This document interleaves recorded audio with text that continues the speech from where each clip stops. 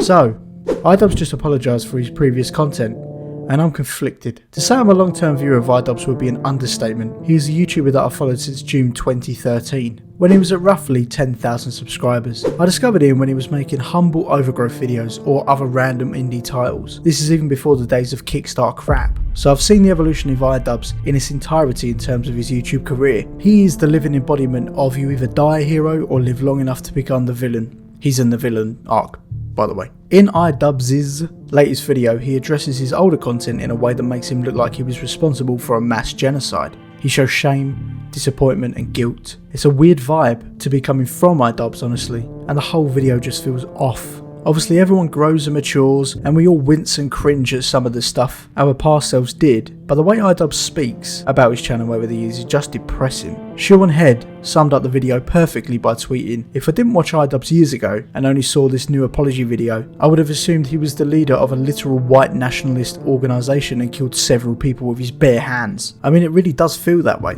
In truth, I don't know why this video was made. Ian does go on to say I'm responsible for creating a lot of hurtful and damaging content on this channel, but my argument is, so what? And before you go ahead and try and cancel me, let me explain what I mean.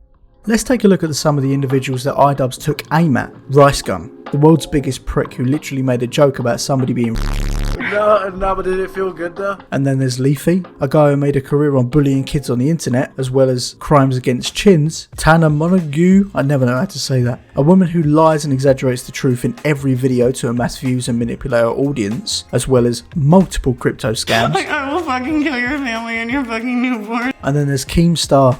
Need I say more? Fucking justice, all fucking righteous fucking Alex is doing this shit. Everybody type in the chat, Alex is a stupid. Just type in the chat, Alex. The point is, these people that iDubbbz shone a spotlight on were certainly not angels, far from it. But what I don't understand is why Ian thinks that any of these channels need an apology. And I know that he wasn't just saying sorry to the people he targeted, but to a whole community with his use of slurs back in the edgelord years of his career. Now, the use of slurs is obviously frowned upon, and for good reason, but I think everyone that watched and knew iDubbbz knew that he had a higher point to make with the use of them. The first was shock humour, a great way to make a statement and keep new subscribers coming through the door. And the second point was to show that giving a word such gravity only encapsulates the power he tried to strip off of it. Logically it makes sense, but perhaps the way he got his point across wasn't correct. And let's be honest, his content from 2016 just wouldn't fly today, with the whole world becoming so sensitive. The part that bugs me, going back to my intro, is the confliction of emotions. I'm conflicted to understand whether us, the viewer, is also supposed to be a part of the shame Ian is reflecting upon himself. All of us that watched his older content thought it was the funniest shit ever at the time, and it still holds up today if you haven't got the emotional strength of a flannel. I can't get past the fact that iDubbbz insinuates that we should all join him on this self-deprecation because we also enjoyed the content he made. To be honest, I think it's complete bullshit. Yes, sometimes his edgelord humour was edgy, but that's what was funny back then, and you knew what you were signing up for.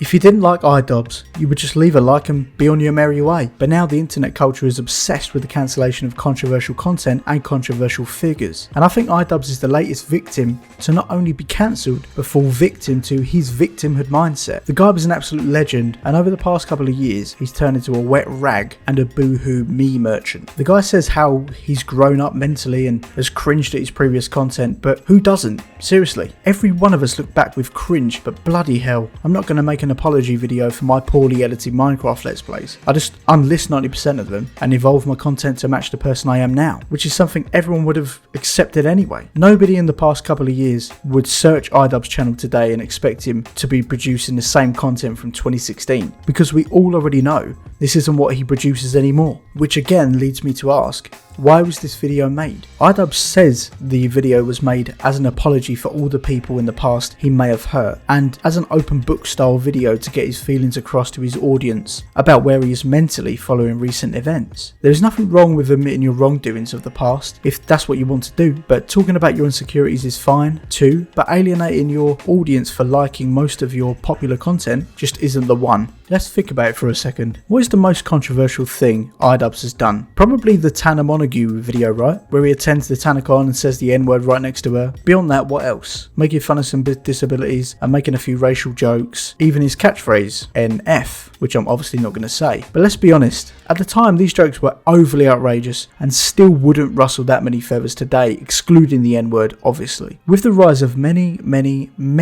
comedy style podcasts, it seems like nothing is off limits anymore. There is an essence of the old style shock comedy creeping back into the modern world, which proves time and time again it's just funny. There was a time that iDubbbz was the judge and executioner for the YouTube space, being genuinely feared across the internet. God forbid you found yourself on the receiving end of a digital beatdown. The power he held in the prime of Content Cop was insane. He had such a ferocious way of tearing a person apart and undoing all of their undoings by shining a mirror on themselves. Who doesn't enjoy watching a shitty person be destroyed by a well worked out and precise video showing each of their problems point by point? It was some of the finest content on the platform at the time.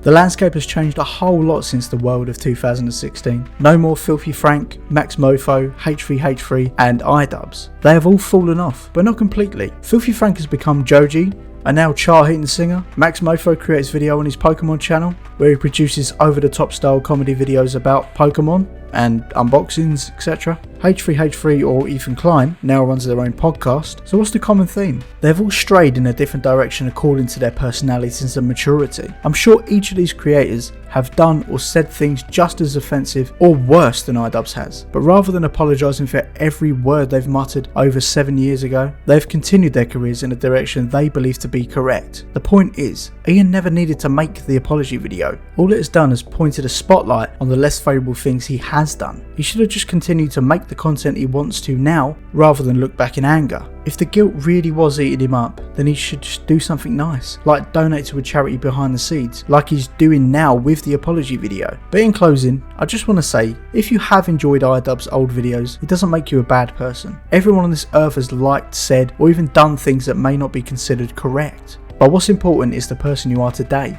You learn and grow with your own brain, you like what you like, you do what you do. Don't judge yourself on what was popular 7 years ago. Judge the person you are now, and if you don't like what you see, change. Anyway, before this gets a bit too deep, thanks for sticking around for my rant. Please smash like and subscribe if you enjoy listening to my words. Bye bye.